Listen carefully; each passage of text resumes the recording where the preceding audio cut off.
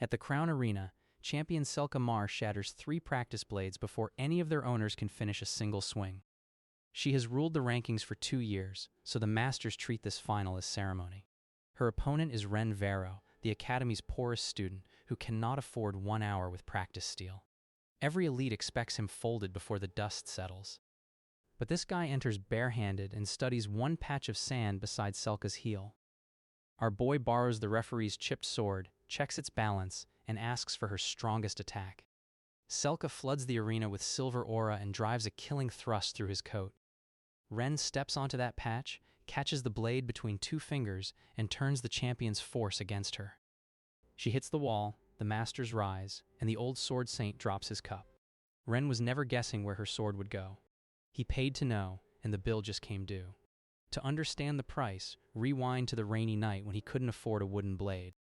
Rain leaked through the Academy rental hall while Ren placed 11 copper coins on the counter. The clerk counted them twice, then tapped the sign demanding 12. Ren offered to clean every rack for the missing coin, but this guy tossed his worn cuffs back like poverty might spread by touch. 3 ranked students waited behind Ren, each carrying enough silver to rent the entire room. The red sash heir told the clerk to move the beggar before the smell damaged his sword. Ren's jaw tightened, but he took his coins because another argument would cost his meal. Their laughter followed him into the wet courtyard. Under the west arch, Ren retied his cuff with the leather cord around his wrist. 12 little iron tokens hung from it, and every one had belonged to his father. The last token slipped loose, rolled through a drain, and vanished beneath a rusted grate. Since those were all Ren had left, our boy went after it. The drain dropped him into a service tunnel lined with cracked practice masks. Ren crawled past a dead rat wearing a tiny bronze bell, which was an oddly formal outfit for a corpse. His token rolled ahead until it struck an old stone well. Then a voice beneath the black water said his full name. Ren froze with one knee in the mud because he had never told the Academy his family name. The well said it would answer one question truthfully after he accepted the stated price. It could reveal only where a blade would be, not how to survive it. Could a poorer student ask for a more suspicious miracle? Ren asked where the rental clerk's wooden sword would be during tomorrow's first bell. The well demanded his breakfast as payment, and Ren agreed before hunger could argue. Black water climbed the stones and showed one clear image. The clerk's blade would stop beside the 3rd rack, level with Ren's left shoulder. That night, Ren returned to his cellar room and tied a spoon to a broom handle. He stepped around a chalk mark until his feet stopped tangling. The answer showed a destination, but it gave him no timing, balance, or nerve. So our boy practiced until the upstairs candles died and the spoon stopped rattling. At dawn, Ren found the clerk showing off for 2 first years beside the 3rd rack. He wagered his 11 coins against 1 hour with a wooden blade. The clerk accepted because humiliating this guy before breakfast looked free. Then Ren pointed at the practice sword and asked him to swing properly. The clerk attacked twice, changing speed when Ren avoided the first cut. His 3rd swing stopped exactly where the well had promised. Ren stepped inside it, locked the man's wrist, and sent the wooden sword spinning into a bucket of oil. The first years backed away while the clerk stared at his empty hand. The clerk claimed Ren had cheated, so he lunged, barehanded, and tried to reclaim the sword. Ren tripped him across the cleaning bench, which left the man wearing 6 greasy polishing cloths like a defeated laundry king. One first year covered a laugh. The other silently turned over the hourglass for Ren. Ren held a blunt practice blade for the first time in 7 months. Its leather grip was cracked, and one edge carried bite marks from some desperate previous student. He spent the entire hour repeating the same interception. When the sand ran out, his palm was bleeding, but the movement belonged to him. Back beneath the courtyard, Ren asked why his wrist had started burning. The well answered without charging because the question concerned an existing bargain. 1 iron token now carried a thin white line. His breakfast had been taken, yet some part of every answer remained recorded until the day he was publicly named. Ren demanded to know what being named meant, but the well called that a new question. Its price would be 3 nights of sleep. That felt too expensive for a definition, so our boy walked away. And yes, refusing the creepy talking hole was the smartest thing he'd done all week. By midday, news of the clerk's fall reached the ranked dining hall. The red sash heir found Ren eating boiled cabbage from a chipped blue bowl. He kicked the bowl aside and offered a challenge for the next morning. If Ren lost, he would clean the heir's boots for a month. Ren watched cabbage water crawl between the floorboards, then asked what he received for winning. The heir laughed and offered 3 meal tokens because he considered that impossible. Ren made him add 2 practice hours. Now our boy had breakfast, steel, and revenge sitting on the same table. That evening, Ren asked where the heir's blade would be after his first committed strike. The well demanded 2 nights without warmth. Ren accepted, and the image showed a curved sword passing low behind Ren's right knee. When he returned upstairs, every blanket in his room felt as cold as wet iron. Ren drew the future cut across his floor with charcoal. He drilled the escape step while shivering hard enough to make his teeth click. After 50 tries, he still crossed his feet. After 200, his heel cleared the line without thought. The Red Sash heir arrived with 6 friends and a polished saber instead of the straight blade used in class. He expected the change to ruin Ren's plan. But the well had answered where the blade would go, not what shape it would wear. That distinction saved our boy before the referee finished blinking. The heir opened with 3 shallow cuts meant to herd Ren backward. Ren refused the path and took 1 strike across his sleeve. The crowd laughed when blood appeared. Then the heir committed to the low sweep, certain the poor kid's stiff leg had nowhere left to move. Ren's heel cleared the promised line by 1 finger. He planted the practice blade against the heir's wrist and let the saber's own speed wrench the arm sideways. The weapon flew into a pear tree and cut down a single yellow fruit.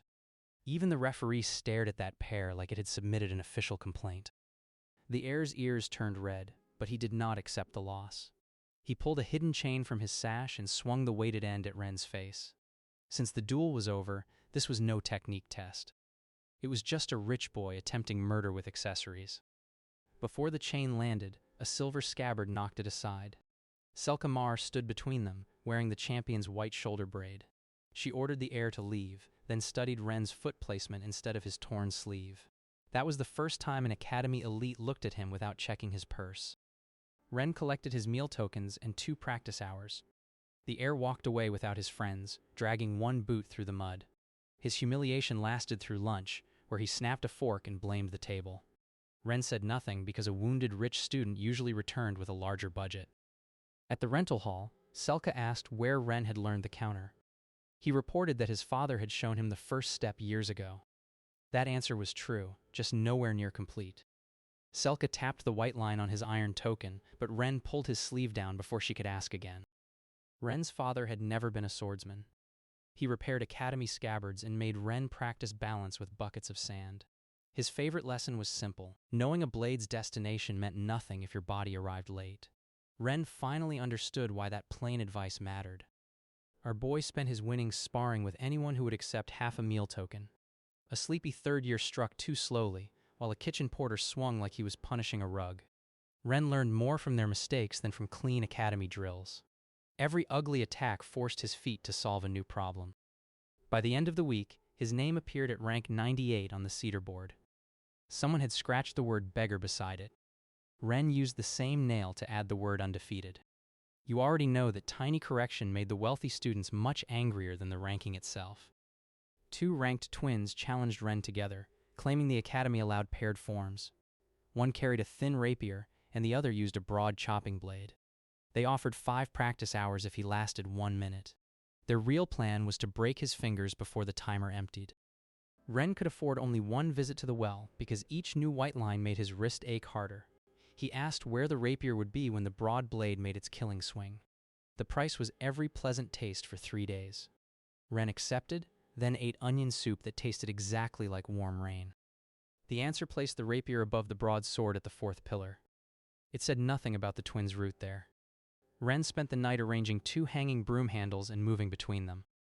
For the first time, he trained the path around an answer instead of worshipping the answer itself. The twins attacked from opposite sides while their friends beat spoons against shields. Ren blocked neither opening strike. He retreated around the yard, forcing both brothers to turn until the 4th pillar sat behind him. The rapier twins smiled because this guy appeared perfectly cornered. The broadsword dropped toward Ren's collar. He ducked, and the rapier arrived at the promised height. Both weapons collided with a crack that silenced every spoon. Ren shoved the crossed blades into the pillar and trapped them beneath a bent iron bracket. The twins abandoned their weapons and grabbed Ren together. He drove one backward into a water trough, then used the second man's belt to pull him in as well. The timer emptied while both brothers fought a floating cabbage leaf for breathing room. Our boy collected 5 hours and left them the cabbage. That afternoon, Combat Master Auric Vale received 3 complaints about Ren. The clerk called him a cheat, the heir called him a criminal, and the twins called him lucky. Auric placed all 3 reports beside a jar containing a preserved snake head. Then he ordered an unannounced test. On the north stair, 3 masked assistants attacked Ren with chalk-coated swords. No bell rang, and Ren had asked the well nothing. The first blade marked his ribs before he understood this was an exam. White dust bloomed across his dark coat for everyone in the corridor to see. Ren caught the next strike on his forearm and paid for it with a deep bruise. He watched the attacker's shoulders instead of the blade. When that shoulder dipped, Ren stepped past the cut and shoved the assistant into a rack of bronze helmets. 12 helmets rang down the stairs one after another.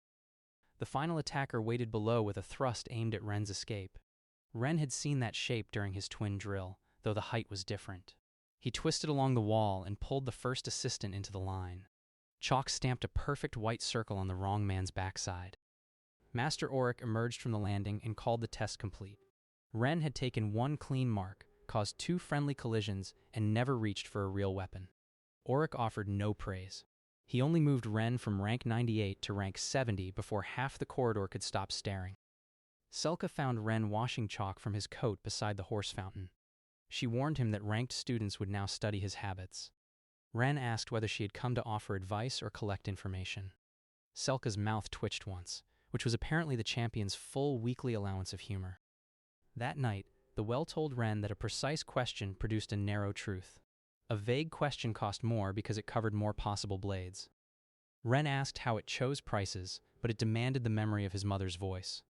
He refused before the water could finish repeating the offer. As Ren turned away, a wet handprint appeared on the tunnel wall. It had 6 fingers and smelled of burned copper. The well went silent. Ren lampshaded the obvious problem by asking who was down there, but only the dead rat's little bell answered.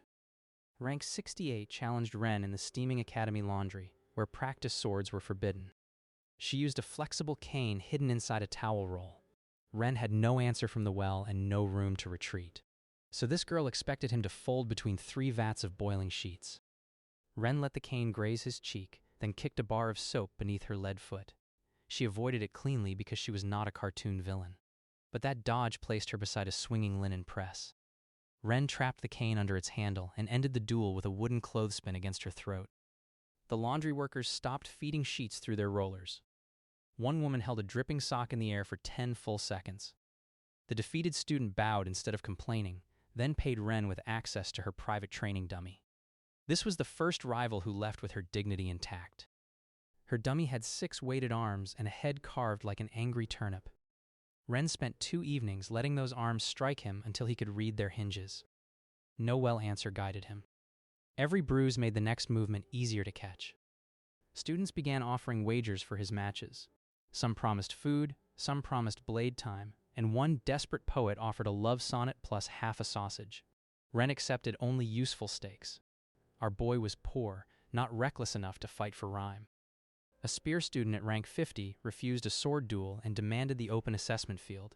His weapon had 3 times Ren's reach, and its red tassel hid the point during turns.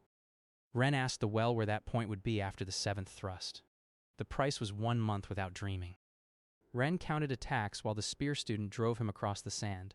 The 5th tore his collar. The 6th cut the leather cord on his wrist, spilling iron tokens around his feet. The crowd shouted because bending to collect them would hand the 7th thrust a clean target. Ren stepped on one token and let it roll beneath his heel. That tiny slide carried his body outside the 7th thrust.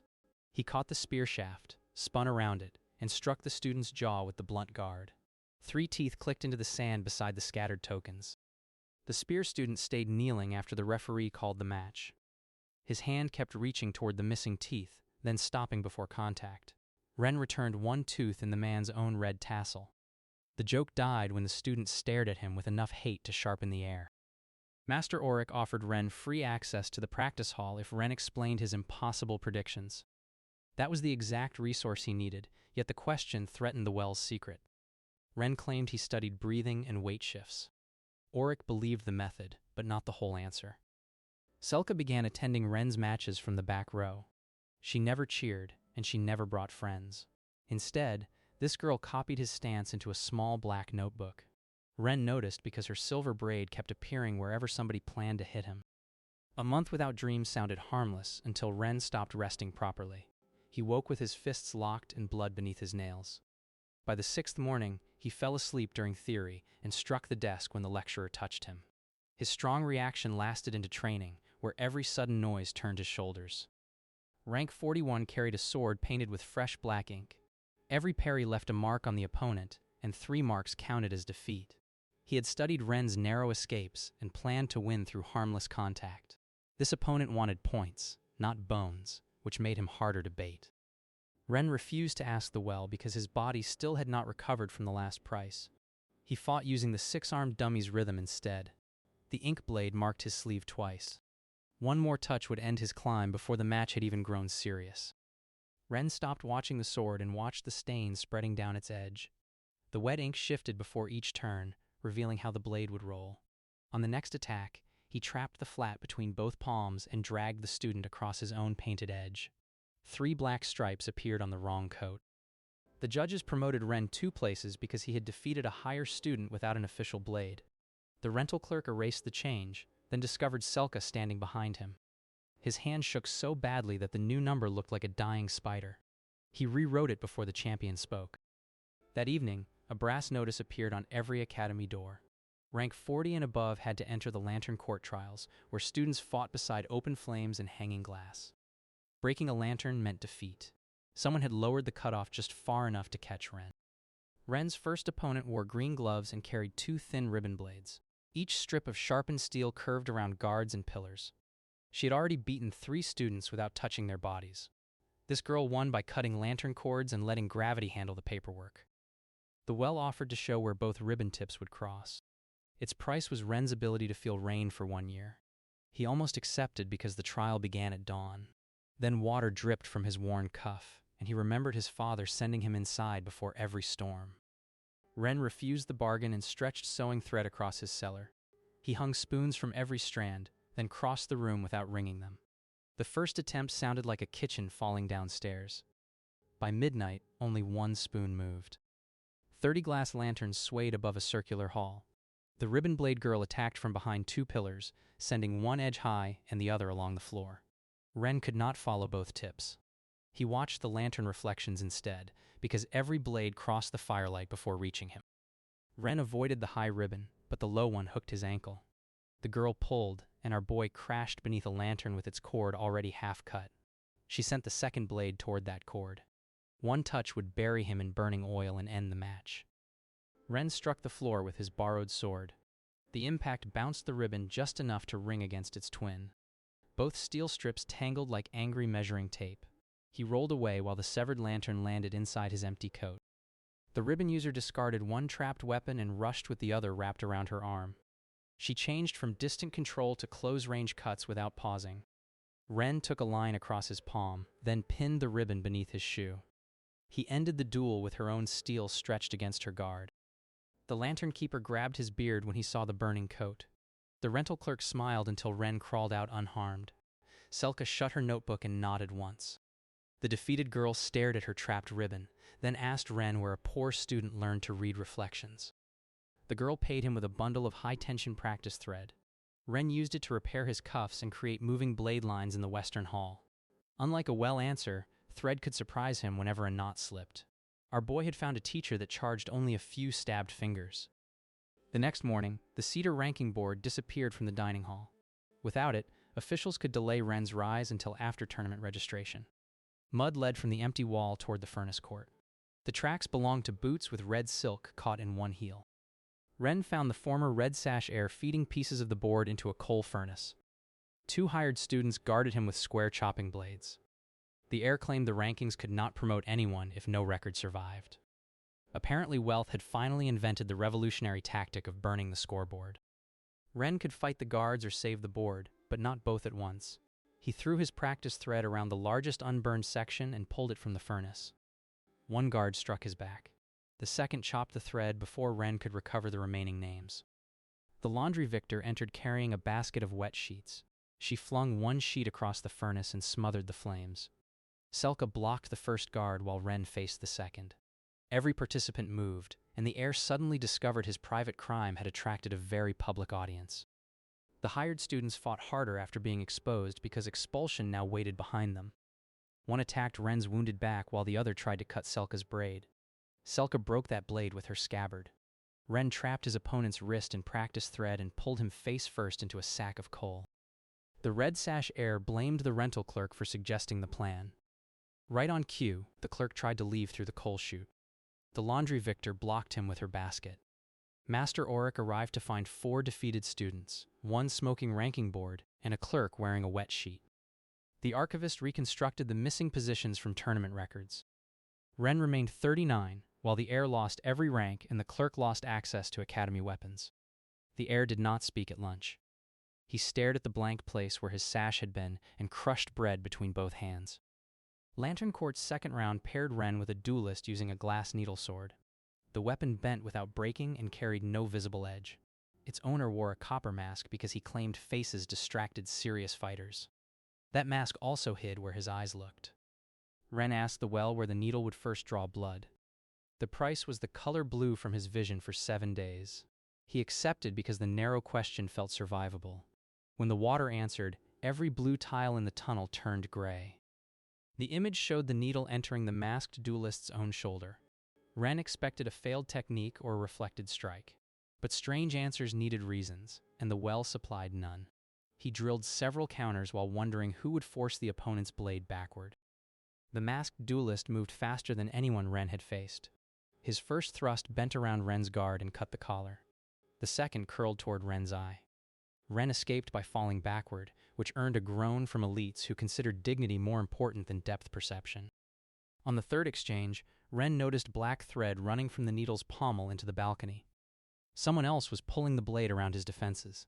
This was not one duelist with a flexible sword. It was a 2-person trap hidden inside a legal match. Selka saw Ren stare upward and followed the line with her eyes. She found the former spear student controlling the thread from behind a banner. Before she could reach him, he cut the support rope. A rack of lanterns dropped between Selka and the balcony. The hidden pull drove the needle toward Ren's heart. He wrapped his repaired cuff around the bending steel and turned his body. The blade curled backward into the masked duelist's shoulder, exactly as the well had shown. The man screamed and tore off his copper mask. The judge refused to stop because the needle had been moved by its registered owner. The wounded duelist attacked again, furious that his partner had exposed him. Ren's borrowed sword could not catch the flexible point, so he wrapped practice thread around his own guard and built a wider net. Ren caught the needle inside 3 crossing strands and pulled. The copper-masked student lost his weapon and his balance together. Selka dragged the hidden partner from the balcony by his red tassel. The crowd watched both cheaters kneel on the same floor, each pointing at the other. Ren advanced, but the price followed him beyond the court. Blue uniforms turned gray, healing marks disappeared against white cloth, and he poured cleaning acid instead of water because their labels had relied on color. Selka caught the bottle before he drank. Her hand remained on his wrist after the danger passed. The physician examined Ren and found no disease or spell. She asked when the color loss began. Ren claimed he had stared into a practice flare. The lie sounded weak, and Selka's expression showed she stored it beside every other missing answer. The final Lantern Court match took place on a rope bridge above the drained academy reservoir. Ren faced a heavy student wielding a 2-handed cleaver. 4 lanterns hung beneath the bridge, and losing all 4 meant defeat. The cleaver student planned to win by destroying the bridge around him. One strike split 3 floor planks. Ren jumped the gap while the bridge twisted. The next cut severed a support rope and sent both students swinging toward the reservoir wall. Their remaining lanterns struck together, leaving only 1 flame on Ren's side. Ren's skill depended on feet, but the bridge moved under every step. The cleaver student crawled along the ropes and attacked from his knees. Ren blocked once, and his borrowed sword bent nearly in half. One more direct clash would leave our boy holding a decorative strip of metal. Ren cut the rope behind himself. His half of the bridge dropped, swinging beneath the opponent. The heavy student slid forward and buried his cleaver in the planks to stop. Ren climbed the dangling ropes and placed his bent sword beside the man's throat. The cleaver student kicked Ren away instead of conceding. His boot struck the final lantern loose. Ren caught its cord with his repaired cuff, then looped it around the buried cleaver. When the opponent pulled his weapon free, he lifted Ren's lantern back to safety. The judge ended the match with Ren's single flame still burning. The heavy student remained on the bridge, staring at the lantern he had accidentally saved. Master Auric raised Ren to rank 32. The elites stopped calling these victories lucky because luck rarely brought its own rope knots. Master Auric met the weapons tutor and academy physician over bitter tea. The tutor believed Ren used forbidden sight magic. The physician noted that his eyes showed no mana strain, only exhaustion. Auric placed the chalk blade report beside the color test and requested a deeper examination.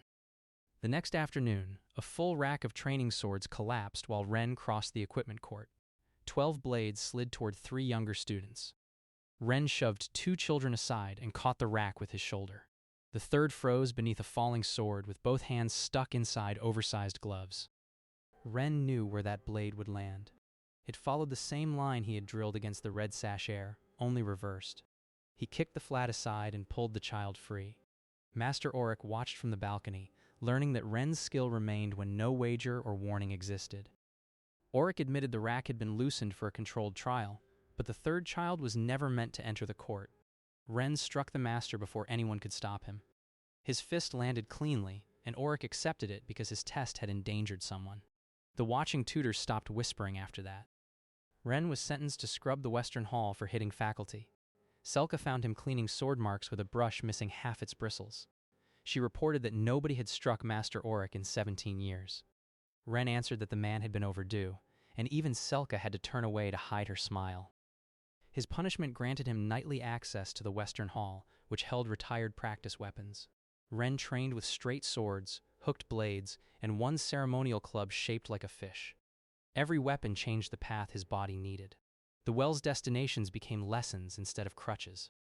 Near midnight, Ren heard the well whisper through a drain in the hall floor. It offered to reveal where Selka's strongest thrust would land. Ren had not asked.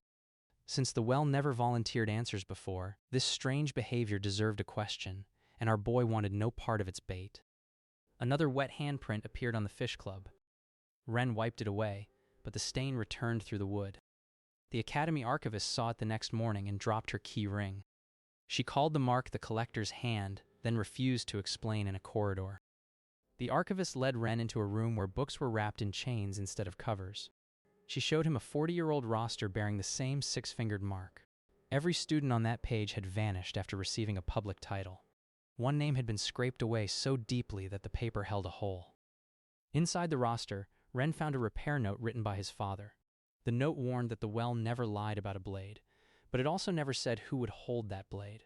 Ren recognized the slanted letters and the ink blot shaped like a boot. His father had known the well.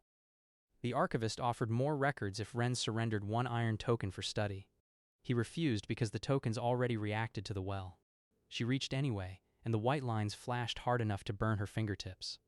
The archivist wrapped her hand and stopped pretending this was academic curiosity. Ren asked the well what question his father had posed. The demanded price was 1 year from Ren's natural life. He agreed because ignorance had already killed one Vero. The water showed his father asking where the academy founder's missing sword would be found. The founder's blade would appear beneath the graduation bell when a penniless student earned the rank of first. Ren's father spent years chasing that answer, believing the blade could lift his family from poverty. It never appeared for him. He died in a quarry after selling his tools to cover another price. The well had answered truthfully. Ren's father had simply assumed he was the penniless student in the vision. That mistake explained the empty house, the unpaid healer, and 12 iron tokens left on a workbench. The well did not trick people with lies. It let hope perform the dirty work. Ren slammed 1 token against the stones until it split. Black water rose and repaired the iron before his eyes. Then every token tightened around his wrist like a second pulse. Whoever controlled this place had no intention of losing its record. The following day, Selka formally challenged Ren before the entire dining hall. She placed 30 practice hours and her rank privileges on the table. Ren asked why the champion would gamble so much. She reported that only fighting him would show whether his footwork was skill or staged luck. Ren declined because fighting Selka now would reveal too much and earn him nothing he could keep. The red sash heir shouted that the poor kid had finally found his courage missing. Ren turned and challenged that heir again instead. This time, the stake was permanent ownership of his saber. The heir accepted, then hired a combat priest to bless the saber with wind. The weapon could change direction after each swing, breaking any simple prediction. He also demanded a blindfold match to strip away Ren's visual reads. At least this spoiled menace finally brought a new idea to his own humiliation. Ren asked where every cutting edge in the duel would be during the final 3 breaths. The well demanded the memory of his father's face. Ren stood silent long enough for the water to settle. Then he refused and returned upstairs without an answer. Ren tied cloth over his eyes and asked the laundry victor to attack him inside the western hall. She struck his shoulders, ribs, and knees until he could hear the cane displace air. Selka joined without announcing herself and used the silver scabbard. Ren recognized her by the clean pause before every cruel strike. After training, Selka asked whether Ren feared losing or feared winning. Ren reported that winning made people notice, and being noticed carried a cost. She asked what cost could be worse than staying poor. He answered that his father had asked the same thing. Selka promised she would not demand the secret before he chose to tell it. The dining court filled with students holding bread instead of tickets. Ren entered blindfolded with a borrowed straight sword. The heir's blessed saber hissed from 3 directions, and the first cut opened Ren's upper arm. Blood ran into his worn cuff while the wind spell changed again. Ren listened for the saber, but the spell covered its sound. So he listened to the heir's boots. The rich student stamped before every mana turn because his ankle could not carry the change cleanly. Ren followed that tiny flaw through 5 attacks. On the 6th swing, Ren struck the floor instead of the saber. Stone chips hit the heir's eyes, and his next stamp landed crooked. The wind-blessed weapon turned directly into a banquet table and pinned itself through 12 loaves. Ren removed his blindfold while the crowd stared at the bread sacrifice. The heir tried to withdraw the wager, claiming the saber had failed. Selka placed her scabbard across the table and reminded him that a bad weapon still belonged to its owner. Master Auric agreed. Ren finally received a sword of his own, although the gold grip looked ridiculous against his cord-bound sleeves. The weapon carried a bloodlock and would not release its wind for Ren. That suited him because he needed steel, not decoration. He stripped the red silk from its grip and sold the jeweled pommel for meals. The former owner watched from the balcony with both hands pressed white against the rail. Ren slept beside the saber and woke before dawn without dreams. He practiced the same basic cut until the blade stopped pulling his shoulder. The sword was too curved for his preferred line, but poverty had already taught him to use whatever stayed. By sunrise, the floor held 1,000 shallow heel marks. Master Auric announced that ranked students would hunt Ren across academy grounds until sunset. Anyone who marked his coat earned 10 positions. Ren would jump to rank 20 if he remained unmarked. The test began while he was still holding a breakfast potato. 4 students attacked at the east gate, using shields to narrow the path. Ren threw the potato into one hunter's face and climbed the gate chain. He swung over their formation, landed behind them, and cut 4 belt knots in one pass. Their trousers reached the ground before their pride did. Inside the herb glasshouse, a poisoned student filled the aisle with yellow sleep mist. Ren wrapped his mouth with a wet planting cloth and smashed no windows because doing so would spread the gas toward younger classes. Instead, he cut irrigation ropes. Cold water flattened the mist and ruined 40 carefully labeled onions. A hooded student waited beneath the water and stabbed upward through a planting table. The blade grazed Ren's ribs because he sensed it late. Ren trapped the arm under a sack of black soil, then knocked the hunter out with a clay pot. One worm remained on the man's hood, looking deeply disappointed. Selka entered the glass house but did not attack. She warned Ren that the hunt concealed a faculty observer among the students. Before she could identify anyone, a bolt shattered the pane beside her head. The hidden observer wanted Ren isolated, and Selka had just made herself a target. Ren and Selka crossed the suspended bell walk while bolts struck the ropes behind them. The bridge tilted above the assessment field. Selka could have cut the attacker down, but doing so would invalidate Ren's hunt. She blocked the next bolt and left the decision to him. Ren sliced one support rope. The bridge swung against the faculty tower and threw him through an open window. He found the weapons tutor holding a compact crossbow and a cup of plum tea. The tutor spilled the tea, which hurt his expression more than being discovered. The tutor drew a narrow blade and attacked without ending the test. Ren had never fought this style, and no well answer covered it. The first thrust tore his collar. The second forced him across a desk covered with tiny model swords. Each model showed the Academy's standard guard positions. Ren kicked the desk over and watched which miniature the tutor protected from falling. That reflex exposed the master's favored line. Ren copied the angle, caught the third thrust, and placed his curved saber against the man's throat. The tutor laughed and marked Ren's coat anyway, using the T on his thumb. Master Auric rejected the mark because plum was not regulation chalk. At sunset, Ren stood before the ranking board at position 20. The Academy elites went quiet as this guy's name climbed above students with private masters. 3 days later, an elite delegation arrived from the Mountain Academy. Their captain wore a polished bone mask and carried a sword with a ring-shaped guard. He requested an exhibition against Selka. When she refused to perform for visitors, the captain selected Ren as the Academy's weakest-ranked elite. The visiting students laughed at Ren's repaired cuffs and plain saber. Their captain offered a purse large enough to cover 1 year of meals if Ren lasted 10 exchanges. Ren accepted before the council could protect its reputation. Hunger had just been handed a bone mask and excellent posture. The captain's blade whistled through its hollow guard. The sound hid when his wrist changed direction. Ren lost the first 3 exchanges and took a cut across each shoulder. The visitors counted aloud while local students watched their newest elite get driven toward the ceremonial pond. Blackwater moved inside the pond and offered Ren an answer during the match. The price was 1 token from his wrist, taken immediately. Ren refused because the well had never spoken so far from its stones. Whatever wanted him dependent was becoming impatient. Ren slapped the flat of his saber against the ring guard. The impact changed the whistle. On the next attack, he heard the captain's wrist turn through that broken note. Ren avoided the cut and struck the bone mask hard enough to twist it sideways. Humiliation made the visitor abandon exhibition rules. He released a compressed aura edge that cut the pond in half. Water rose around both fighters, and 1 council member called for the match to stop. The captain attacked through the order because his delegation had started watching him instead of Ren. Ren entered the water because the captain expected retreat. The ring sword lost its whistle beneath the surface, removing the trick that had hidden its turns. Ren watched ripples form around the submerged edge. Each ripple pointed at the next cut before the blade rose. On the 10th attack, Ren trapped the ring guard with his saber's curved tip. He rotated both weapons and forced the captain to 1 knee in the pond. A silver fish jumped into the visitor's open coat. Nobody in the delegation looked brave enough to remove it. The captain refused to concede and punched Ren's wound. Ren lost his grip, and the ring sword rose again. Selka stepped between them, blocking the strike with her scabbard. She reported that 10 exchanges had ended, so anything further would be an assault on her academy. The masked captain backed away because challenging Selka would expose his weakened wrist. His second-in-command stared at Ren with new caution. Master Auric looked toward the pond instead of the fighters, having noticed the black water move. Ren realized the well had just gained another witness. The delegation paid the purse and left before dinner. Ren bought replacement boots, enough food for winter, and medicine for his open shoulder cuts.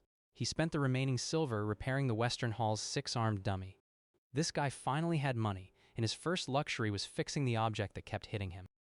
Auric drained the ceremonial pond and found a 6-fingered print beneath the center stone. He asked Ren whether the mark had appeared before. Ren answered that he had seen it underground. That small truth was enough to move Auric from suspicion into active danger. Auric led Ren and Selka beneath the assessment field through an old maintenance door. The chamber held 3 dry wells, each packed with rusted practice blades. Names covered the rims. Some belonged to students who had vanished decades earlier. When Ren entered, 1 rusted sword tore itself free and attacked. Selka shattered it, but 5 more rose behind her. Auric blocked 2 while Ren fought the remaining 3. Every broken blade crawled back toward a different well, as though the stones were choosing where each weapon belonged. A maintenance lever could seal the wells beneath reservoir water. Ren ran for it while the blades pinned Selka and Auric. The lever refused to move because someone had tied it with fresh copper wire. Their exploration had been expected. An academy custodian stepped from behind the pump wheel and attacked Ren with pruning shears. He had cleaned the cistern for 30 years without appearing in 1 employment record. Wet copper stained his fingers. The man reported that curiosity had ended Ren's father, too. Ren disarmed the shears, but the custodian pulled a narrow sword from inside the lever. He cut Ren's thigh and retreated behind the floating blades. Selka tried to pursue, yet 2 rusted weapons crossed at her throat. The custodian used the wells as moving shields. Oryx struck the pump wheel with his broadsword. The old mechanism spun, dragging the copper wire into its gears. Ren pulled the freed lever. Reservoir water crashed through stone vents and knocked every floating blade from the air.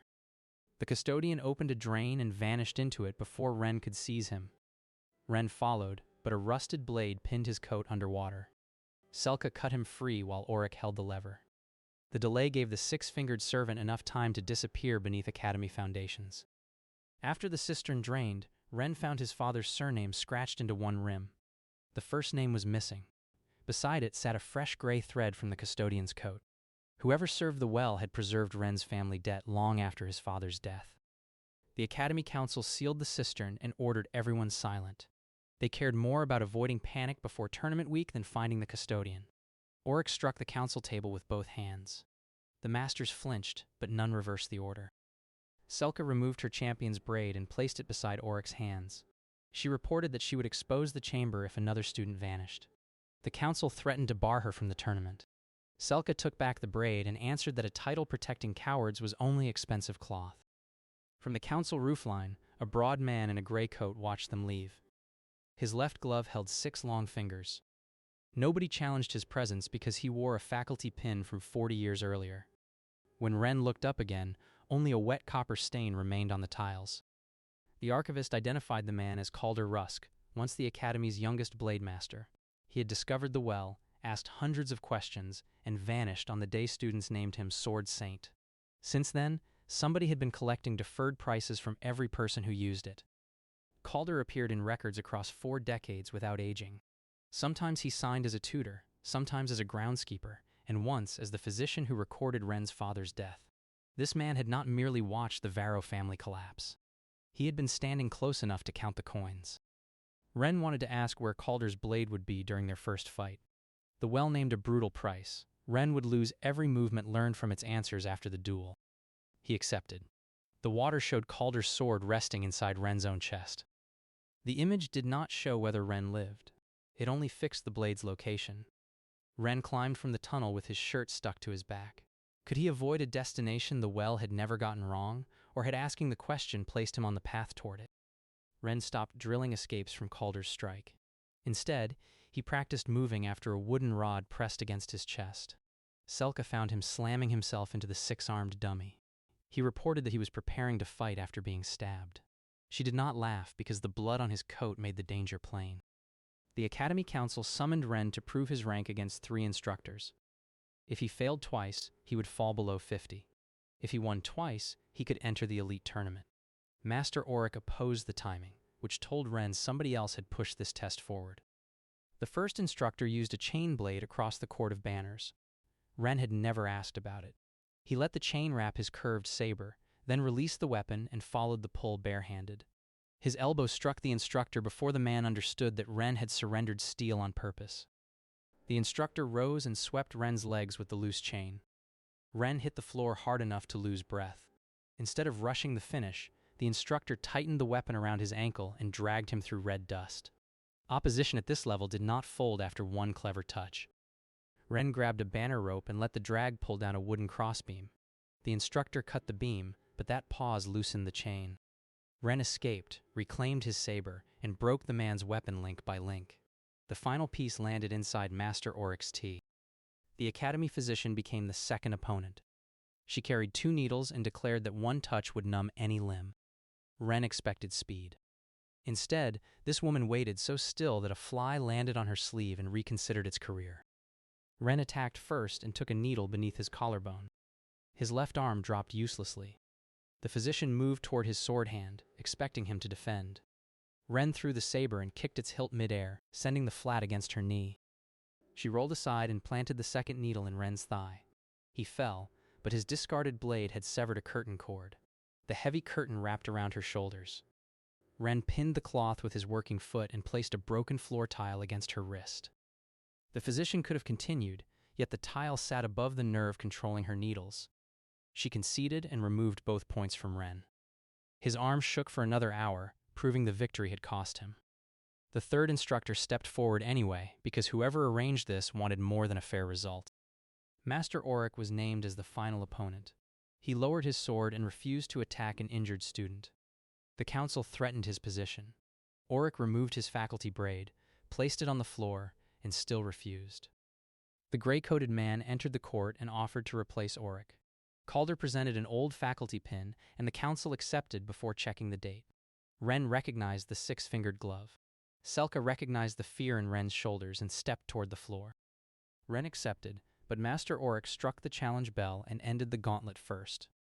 2 victories had already qualified Ren for the tournament. Calder smiled without showing anger, then collected Auric's discarded braid. His fingers left 6 black marks across the white cloth. That evening, Master Auric lost his post. He packed 3 shirts, 2 books, and the preserved snake head into a square travel case. Ren apologized for causing the choice. Auric reported that a teacher who sacrificed students for rank was only a clerk with a sharper desk. Auric departed through the south gate while students pretended not to watch. Selka bowed to him. Ren remained upright because gratitude felt too small. The former master told Ren to survive long enough to make the council regret its arithmetic. 7 days later, banners covered the Crown Arena. The elite tournament offered rank, coin, and 1 hour beneath the graduation bell. Ren cared only about the last prize because his father's answer pointed there. Every other competitor wanted the title attached to first place. The well whispered through every fountain Ren passed. It offered locations for all tournament blades under 1 price. Ren refused because broad answers had started sounding like bait. He would ask only when a specific opponent taught him something worth buying. His first tournament rival was a border cadet carrying a hooked axe. The weapon could seize a sword and rip it away. Ren fought with his curved saber for 3 exchanges, then deliberately let the hook catch. The cadet grinned and pulled with both hands. Ren released the saber and followed it, just as he had against the chain instructor. He planted 1 foot on the axe head and drove the cadet backward into the boundary rope. The rope snapped and wrapped both ankles. Ren recovered his sword while the rival hung upside down over a flower box. The next 2 matches ended quickly. Ren beat a shield user by cutting every strap, then sent a Fireblade student into his own extinguishing barrel. One opponent left bare-armed, and the other left smelling like boiled socks. Neither taught Ren enough to justify another bargain. The quarterfinalist copied whatever stance appeared before him. He mirrored Ren's feet, grip, and breathing within seconds. The crowd expected Ren to meet himself. Instead, our boy used the awkward fish club form from the Western Hall. The mirror student copied the form and immediately discovered why ceremonial fish clubs had never conquered the continent. His elbows crossed, his knees turned inward, and his next swing struck his own ankle. Ren changed into a clean thrust while the copy remained tangled. Even Selka laughed where everyone could hear it. Ren drew the weapons tutor who had fired bolts during the midterm hunt. The tutor entered with the same narrow blade and a new crossbow built into its guard. He wanted revenge for the spilled plum tea. Some men defend family honor, while this one had chosen fermented fruit. The tutor fenced with 1 hand and fired from arm's length. Ren avoided 2 bolts, but the third passed through his side. The arena physician moved forward. Ren waved her back because the bolt had missed anything vital, although his coat quickly disagreed. The tutor used Ren's injury to force rapid turns. Ren could no longer twist without tearing the wound. So he stopped retreating and let the narrow blade enter his guard. The crowd shouted as steel touched his ribs. Ren locked the tutor's blade against a notch in his curved saber. He could not turn, but his wrist still could. 1 short pull broke the narrow weapon at its base. The tutor fired the guard bolt, and Ren caught the crossbow arm beneath his injured elbow. Ren pressed until the tutor released the weapon. Then he kicked it across the boundary and held the broken blade under the man's chin. The tutor conceded with his face inches from the sand. His hands kept shaking after he stood, and he never mentioned plum tea again. Selka entered the final wearing a white coat and carrying the Academy's finest practice blade. She had watched every match and filled her black notebook. Ren had 1 bandage around his side and no hidden answer for her. The elites treated the result as decided. Selka asked whether Ren wanted the match delayed. He refused because delay would help Calder arrange something worse. She reported that she would not weaken her attacks out of pity. Ren thanked her because pity was one luxury he had never learned to use. This brings us back to the Crown Arena and the final everyone thought was ceremonial. Selka broke 3 demonstration blades before Ren entered, proving her strength for the crowd. Then our boy walked onto the sand with empty hands because the tutor's bolt had cracked his saber beyond safe use. The referee objected until Ren requested the chipped spare at his belt. Selka recognized that weapon as the same one the rental hall gave beginners. The elites laughed, but Master Auric watched from outside the gate. He had returned without his faculty braid. Selka opened with silver aura and filled the arena with false blade trails. Ren ignored the shining copies because her front heel remained honest. He stepped beside it and caught the real blade between two fingers. The impact reopened his side, yet his grip held.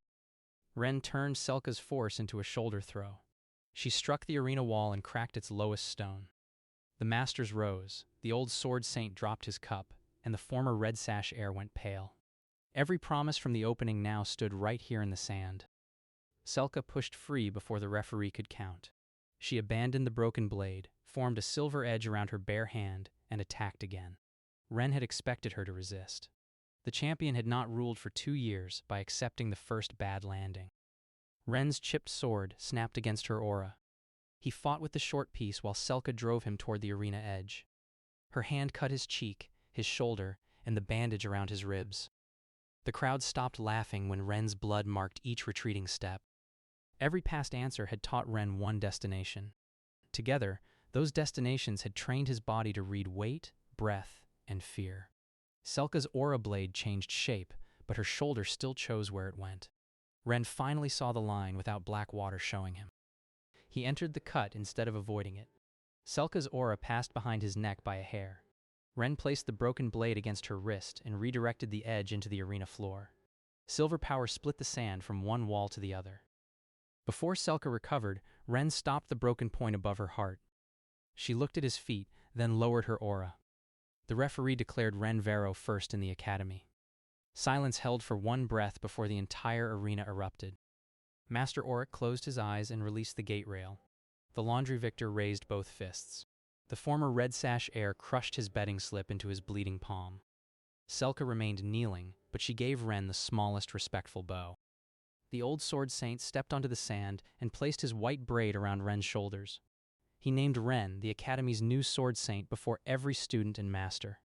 The words struck harder than Selka's aura. 12 iron tokens turned black against Ren's wrist. Ren's breakfast vanished from his stomach, and hunger folded him. Cold from the second bargain seized his bones. Sleep, dreams, taste, sight, and a year of life pulled at him together. These had sounded like prices already paid, but the well had only taken samples. Black lines spread from Ren's wrist across the arena floor. Every weapon in the stands tore free of its owner and pointed toward him. Selka grabbed Ren as his knees failed. The old sword saint drew steel, but 6 wet fingers closed around the blade from below. Calder climbed through the split sand wearing his gray coat. He looked no older than the portrait painted 40 years earlier. The collector congratulated Ren for earning a valuable name. Then he pulled every deferred price out of the tokens at once. Ren forgot the rental clerk's shoulder line. The twins' crossing blades vanished next. Every movement learned from a purchased answer peeled out of his muscles. He reached for his saber, then remembered it had broken and that the well had promised Calder's blade would rest inside his chest. Calder lifted one hand, and hundreds of suspended weapons turned toward the spectators. He ordered the academy to clear the arena unless Ren wanted strangers added to his debt. The masters obeyed because one careless attack would send steel through the lower seats. Calder had brought an entire crowd as his shield. Selka dragged Ren toward the exit but stayed beside him when the stands emptied. Master Auric remained at the opposite gate. The old sword saint held the center with his broken cup still hanging from one finger. Every named participant chose a different position, and Calder noticed all 3. Calder offered Ren a bargain with 4 reported turns. Ren would surrender his name, and Calder would spare the academy. Ren asked what surrendering a name meant. Calder explained that the world would forget Ren while his skill fed the well, and Selka answered for him by drawing a silver blade. Calder asked Selka whether she would sacrifice hundreds for one poor student. She reported that the arena was already empty. Master Auric rang the evacuation bell to confirm it. Ren then refused the bargain, and Calder's smile disappeared for the first time. Calder closed his hand, sending every suspended sword toward the arena floor. The old sword saint cut down 12. Selka burned through 9 with silver aura. Auric pulled Ren behind the referee's stone table, while steel fell around them like a very angry metal roof. The table collapsed, revealing the stair beneath the graduation bell. Ren recognized the path from his father's old note. He ordered the others to protect the retreating students while he followed Calder below. Selka ignored the order and jumped into the passage beside him. They landed in a round chamber built around the roots of the bell tower. Hundreds of unpaid iron tokens covered the walls. Some carried names, and others had been scraped blank. At the center stood the Academy founder's missing sword, buried point first in black stone. Ren understood why the blade had never appeared for his father. It waited for a penniless student who reached first place and entered this chamber after being named. His father had found the right question for the wrong life. The realization persisted in Ren's shaking hand as he approached the sword. Calder stepped from behind the bell chain and pulled the founder's sword free. The well had promised where a blade would be, not who would hold it. That old warning arrived one generation too late. Calder swung before Ren could move. The blade passed through Ren's chest exactly where the black water had shown. Selka caught him before he struck the floor. Calder twisted the sword, and Ren's breath disappeared. No joke touched the chamber now because our boy was genuinely dying. Selka drove silver aura into Calder's neck. He caught it on 2 fingers, copying the same move Ren had used against her. Then he threw her across the chamber. She struck the token wall and fell, but her hand kept clawing toward Ren. Calder reported that the well had taken his aging as its first great price. Each later bargain extended that frozen life by stealing payment from new askers. For 40 years, he had guided desperate students toward titles worth collecting. Ren's father had merely been one promising branch. Master Auric dropped through the passage and struck Calder from behind. The collector blocked without looking and cut Auric's travel case apart. 3 shirts, 2 books, and the preserved snake head scattered over the stones. Even now, that snake somehow landed facing the correct enemy. The old sword saint followed and attacked with both hands. His first cut cracked Calder's glove. The second removed the 6th finger beneath it, revealing black water instead of blood. Calder answered with a thrust that pinned the old master's sleeve to the bell chain. Ren pulled himself off the founder's sword, leaving part of the blade inside his chest. The wound would not close, and every breath sprayed red across his hand. Worse, the purchased movements remained gone. He had reached the strongest enemy with less skill than he possessed on his first rainy night. The well opened beneath the chamber floor and offered Ren another question. It could tell him where Calder's final strike would land.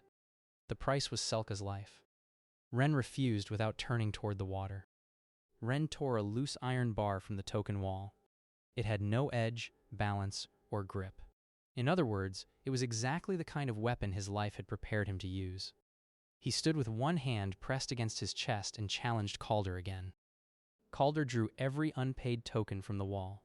Thousands of borrowed movements entered his body at once. He attacked with spear thrusts, saber turns, chain feints, and Selka's silver step. Ren recognized the shapes, but no longer owned the answers that had taught him. 3 strikes landed before Ren blocked one. A 4th broke his iron bar. The 5th opened his thigh and dropped him beside the well. Calder raised the founder's sword for the final cut, while Selka tried to stand on a leg that would not support her. Ren saw his reflection in the black water and remembered something no bargain had purchased. His father had balanced sand buckets across a narrow beam and told him to arrive before the blade, not after it. The voice remained because love had taught that lesson, not the well.